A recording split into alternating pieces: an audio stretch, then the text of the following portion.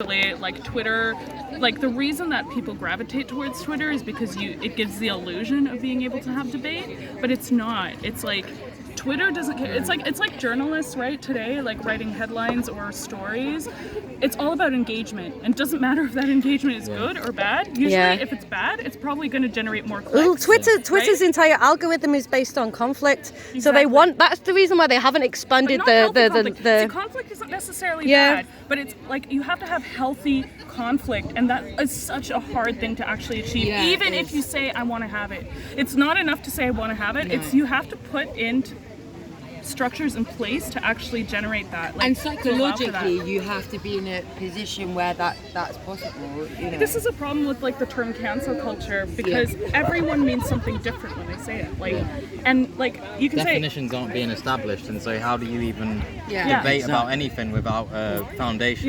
Totally. And it's like when you say like, oh, I'm against cancel culture. It's like Piers Morgan saying I'm against cancel culture. It's like, do we really need another book by Piers Morgan? Like, hasn't he said enough? Don't we like know what your opinion is by now, you know? And it's like, no, like what he means is he just wants to say what he wants to say unfettered without really any response, without hearing the other side. So actually, like, it's very rare to get people to say, I want to hear everything. Like, that is really, really a hard thing to get out of people, is to say, I want to hear everything. And, you know, and the same applies to like free speech. And there's this really interesting idea of like fair speech instead of free speech, which is like this idea of creating. Worrisome. Really, I like the sound of that. Actually. It's why are you speaking if you're uninformed? It's connected to like the idea of like how the structures through which we communicate, right? So like, guys, I'm filming this just so you know. So like, we don't. I thought you just held your phone like that. This is just how I am now. Like, we don't. It is. We don't communicate just through you know mechanisms that we own, like the ways in which we communicate is controlled and structured. And so this idea of fair speech is also connected to like creating an ecosystem of publishing where all voices can be heard and where those voices can also be in control of like the systems through which we communicate. How does that mean? Can you break it down a little bit for me? Yeah, so in like layman's terms. It's this Chilean term that's called bibliodiversity, where like you think of like the communications and publishing system through which we consume all of our media as an ecosystem. Okay. And at the moment, the ecosystem is dying, right? Do you mean like the old school media, like newspapers, TV media? It's not necessarily media specific. It's about who owns those things, right? And like how those things come into communication with each other. And at the moment, there's no prey. Yeah. For instance, you could say it's all prey. There's no like. The ecosystem is out of balance, right? Exactly. And like, so the idea of the idea of fair speech or like free speech, whatever you want to call it, I don't care about like terminology, but the idea of like, if you have like this utopic idea of free speech, right? Like that can only happen when you have a balanced ecosystem of like communication infrastructure, like the way we information because you know, like I'm all for free speech, but when fucking morons are talking, I'm not for free speech, and that's not because they don't deserve an opinion. It's just that they say they're not. They don't have an opinion. They only have indoctrination. That's what it is. You know, that's not an opinion. An opinion is where you've looked into something, you've looked at the evidence, and you've thought, actually, what is my personal perspective on this? What do I feel about this? An opinion is not just repeating what you've been told, or you know, repeating other people's feelings, or you know, So it's difficult. Yeah, and as you, you know. I think that is the big problem with like online things like Twitter and things like that, is if you don't know a lot about a topic and then you're like, okay, I'll search it and then I'll see what someone that I like, and then I'll just regurgitate it. I think that's what's happened with J.K. Rowling. I think a lot of people they didn't read her essay. No, they haven't read a fucking essay. So they've they're not read anything in their lives. They're even literate. So they'll look at fucking Jack Turban and shit and they'll go, okay, well clearly she was being offensive and bigoted. Whereas if you read her essay, she's fully in support of trans rights. Exactly. Totally. I mean, because can we talk about how disgraceful TRAs are actually towards people that have been transitioned. Can you They fucking hate us. It's disgusting. They're a part of the abuse cycle, and it is fucking abuse. And these people should be absolutely ashamed of what they're doing. It's not. All of these things, they want to talk about preferred pronouns and they want to talk about accessing toilets and things like that. They don't want to talk about, only recently, I've been aware of certain things, but as I've started looking into it more, the health implications that like all stages, not just physical health, like mental health, all of these things, where are the TRAs talking about this? All you're talking about is fucking preferred pronouns, I'm sure. They don't that want if to you've talk been about through it because that, it will make people go, oh, exactly. Okay. Because they know damn well, and they are protecting. They're protecting Big Pharma. They're protecting. It didn't start out that way though, Sinead, did it? It wasn't No, in the it really beginnings. didn't. It was just like, I don't know how it got to this stage where we're so secretive about everything. But I think what it was is like, for example, I was True Scum. I was. So I was just kind of like, oh, this is just what I'm doing. I wasn't on there out on the internet. Just like, this is great, guys. So just when you transition and you don't you believe imbibe it's gender ideology, but you're trans. yeah. It's it's more like to you're do a with traitor?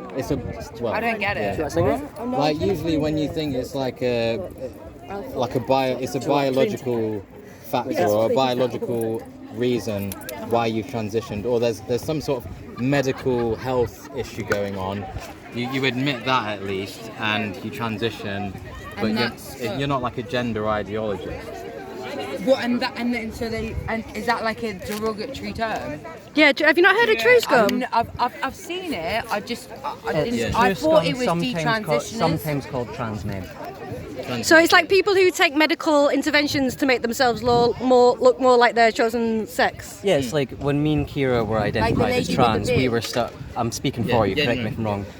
We were still against children going on puberty blockers, and we were still of the belief that you can't literally change your sex. We are mimicking the opposite sex to feel more comfortable. Mm-hmm. I don't know where you stood in that actually. Yeah, no, I would say that was similar. I was hoping I didn't actually believe I could change sex, but I was hoping that I would get so similar to the point where nobody would know. Yeah. And that's interesting because that Faye Louise that I spoke to, actually one of her arguments as to why trans men or whichever way round could be in the different sex toilets was because how would you know? Yeah. To be honest, and I find that disturbing because it's deceit. I don't know though. Why are we promoting deceit? To be honest, like I know I'm the type of person who goes around saying trans women are men, trans men are women. But I don't think this properly gets across my position, and this is an element of the fact that like there's a Twitter discourse and the fact that I need to like be like this is what I think. But actually, I think there's a huge element of nuance in this because nobody's talking about people who genuinely pass and like what does that mean? Especially trans men, how about because trans men testosterone's a hell of a drug. Yeah. Exactly. And like, should we make Keira, show that? Yes. should you make women feel uncomfortable in the toilets if they perceive there to be a man there?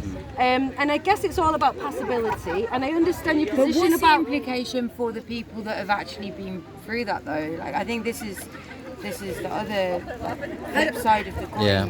I don't know. I guess I feel like my line has always been when you pass, you actually get a real insight into what the other sex will go through, and I do think that passability is something that rad films don't talk enough about because I feel like it's a really subjective thing because a lot of people go, oh, I pass, but they don't, but they perceive themselves to pass, and then that's a very subjective thing as well because women I think have heightened perceptions when it comes to sexes that men don't. There's So like, I agree. I've never been convinced.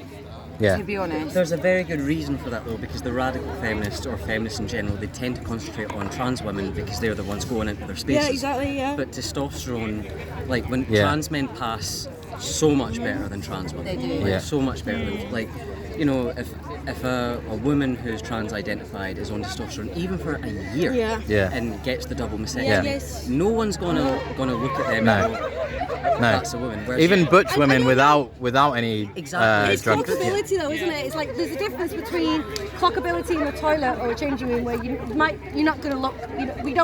Generally we don't stare at each other in these private positions. To the point where I've been off You know? testosterone for 2 years, I still get funny looks when I use the women's Yeah. restroom. That's Yeah. how powerful testosterone is. Yeah. Trans women are a different thing because unless Yes. they have the genetics or the money for the Yeah, shaving that's and all what I that, mean. they don't I pass. feel Yeah. my issue with passability comes back to a class issue.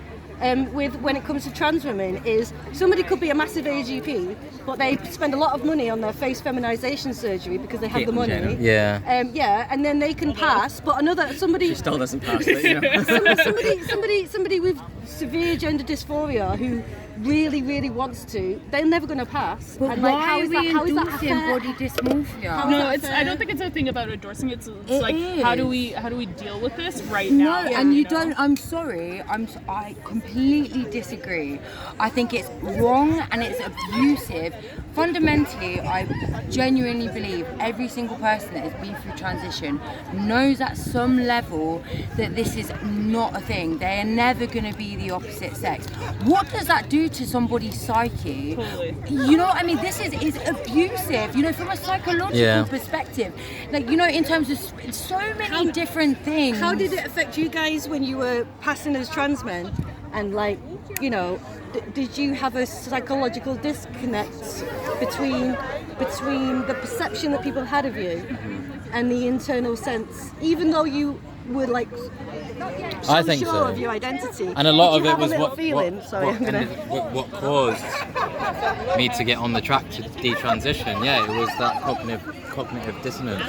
I couldn't deal with it. I was just like, yeah. It'll fuck your brain, It will fuck your brain, like it takes reality and it warps it, and the disassociation that must occur as a result of that. Like, you know, even for myself, you know, like a lot of the time, like I'm perceived as a very confident, outgoing person. Yes, that is an aspect of me, but when I'm stuck in that like phase, you know, I feel a real sense of disassociation because it's not real. But you have to disassociate You know? to survive. Well, like, here we like, go. and this is like, Here we go. It's Like- the chicken and egg, isn't but it? this is like, you know, I like. For me to be seen by other people is like such a traumatic thing that I have to like in my mind like disassociate from that completely to be able to be social and stuff like that, you know? And I feel like it's a similar thing. Like, Do you think men have this thing though? I don't think that men feel the same like level of self-consciousness. I'll But they're contend not that. taught to. Okay, go on. I don't think Well, I've I'm spoken to enough saying men to I'm say saying men, but I'm almost talking like- about the trans women I know. Okay. They probably wouldn't put it in the words like this, but for brevity, I will say they were very effeminate gay men who came from families that didn't like having a very effeminate gay son. And then they transitioned, and they're not AGPs, or like it might be that I've got bad judgment. I know them very well. We've had very honest, intimate conversations. In my heart, I really don't think they're AGPs, but they've transitioned and they've been on estrogen. Only one of them has had the jaw shaving, and you know they've been identified as women for a couple of years. But see, when you sit down and speak to them, like, I know I'm male, I know I can't change that, but I feel more comfortable presenting as feminine, and I have actually, like, to one of them. The other one is too temperamental for it. But there's a I've sat down there's a with one of difference them, between presenting as feminine and actually, you know, saying that you're female. Yeah. and changing everything and going about the world as if you are a female. Because what the fuck is, I mean, and this just goes back to the crux, like, and this is, you know, feminism has always been about deconstructing and fucking off like gender roles. You know, there is no way to be a man, or there is no way to be a woman. You know, if you want to wear a dress as a man, that does not make you less of a man. If you're effeminate, that does not make you less I of a think it's man. fucking brilliant. Like, Yeah, men, totally. wear all the dresses. Exactly.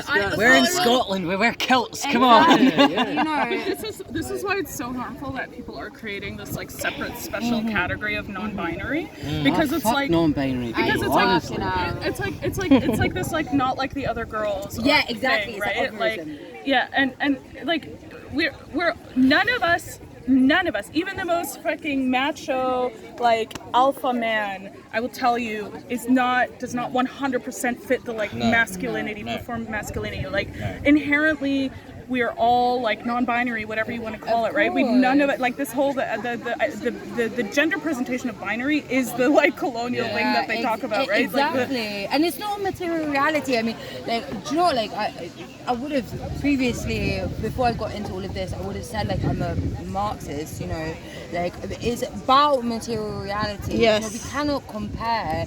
You know, like a feeling is a feeling. You know, it is not the same as a sex body, and it's just so. I mean, and this is the other thing. You can't, as going back to what you were saying about definitions, you can't define feelings, and that's exactly why the whole movement is based on feelings, because they fucking know that, and they don't want definitions, because you can't criticize something that doesn't have a definition, because in its definition, what are you criticizing? It's everything and anything. But it's also like a religious experience, right? Because you're saying, I have this inner essence that nobody else can know.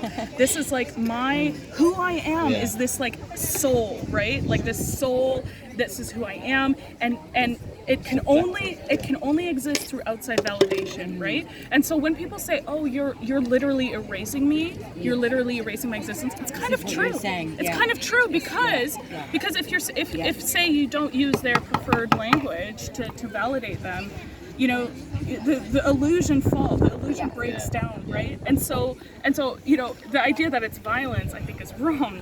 But it's not completely false, right? In the and logic. they know that. This is the thing, and I mean, like Jesus, no person that's you know, only people that are insecure in their own identities, like are going to get so worked up when people invalidate it. Like, I know who I am, I know what I like, I know what I don't like. Someone wants to come along and tell me like, I actually like this. No, I know what I like. Do you know what I mean? But this is not the case for these people. They don't know what they like. They don't have a real sense of self, and so they're clutching at these identities that. And I hate to be that person just like, oh, come over to the bright side, but I don't know about you, Sinead, but I feel so much better, even though like I still have my issues, I still have my dark moments since detransitioning, but it's that knowing I am a woman regardless, and so there's all that like sensitivity that I had is completely like gone like to a large degree. There was factors, as you'll understand. No sensitivity to other people's perception of me. Do you think that's a woman characteristic, like a female characteristic, to be aware of people's perceptions a little bit more? Probably, yeah. We're more intuitive and more kind of connected, arguably. I think so. But this is so. I'm not like necessarily disagreeing. No. But again, it's like, how do you separate nature from nurture, especially when, you know, like it's. But before we open that can of worms, can we have a pause so I can like? Sorry, What were we talking about? Just saying about the sensitivity has gone regarding other people's perceptions since detransitioning. And well, I mean, there was a bunch of different factors that led me to be like, I should detransition, but like a main one was the realization that the cross-sex hormones and the surgeries where you're like, I'm still a can only do so much. Like, you know, that's what it boiled down to, where it was like, I could get the hysterectomy, I could get the phalloplasty, I could get everything. I would still be a woman. You know. And you have to live with that in your head. With relationships. And can we talk about, like, well, not can we talk about, but like also like, you know, they want to talk about, you know, trans people that kill themselves, but correct me if I'm wrong, but statistically more trans people kill themselves after transition. Yeah, post-transition. Because I think it's like 7 years after transition. Correct me if I'm wrong, like what I was saying, like that realization that Jesus Christ, I mean, like, not even just that realization that nothing is going to change this, but also the fact that, like, everybody around you, or seemingly they've not protected you. I mean, I don't know if you were offered therapy or what support you were offered, but from my understanding, there is such a lack of support for people that go through this. There's no real There's no consideration. support. Exactly. There's no fucking consideration. Other than affirmation. Exactly. And now they're trying to make that in law with the conversion therapy bill, which is the opposite of that in many respects. If I had been given conversion therapy, I would have saved myself a whole lot of fucking pain and trouble, frankly. Yeah. Just depressed the table. Don't worry, we're all depressed. It's all good. Right. Should we finish this one for here? Just because. I forgot you were recording. Natural. Honestly, the one more point though. Just let me finish. Hold on a second, I ain't finished. No, I want to film this. I want to hear. Oh, here we go. Hey, Superstar. Hello. This is Marion Miller. Come to join us all. The hour. It's a video, it's a video. Sorry, I'm filming. Do you mind if I put this online? Okay. How are you feeling with the turnout? Amazing. Overwhelming. Yeah, we're just finishing up our last beers and stuff. Yeah. Maniacs at the door. Kill Marion Miller. I mean, I know you've probably been asked this question all fucking day, but how are you feeling about August 17th? Well, I don't really know yet, no. And I mean, I've not had time to process what's going on. You know, I'm quite stressed about what I'm doing, to be honest. How are the kids? They're fine, you know. They don't know anything about anything really. I'm so fucking angry. Like everyone Okay, is. I'm going to stop this just because I want to have it. Yeah.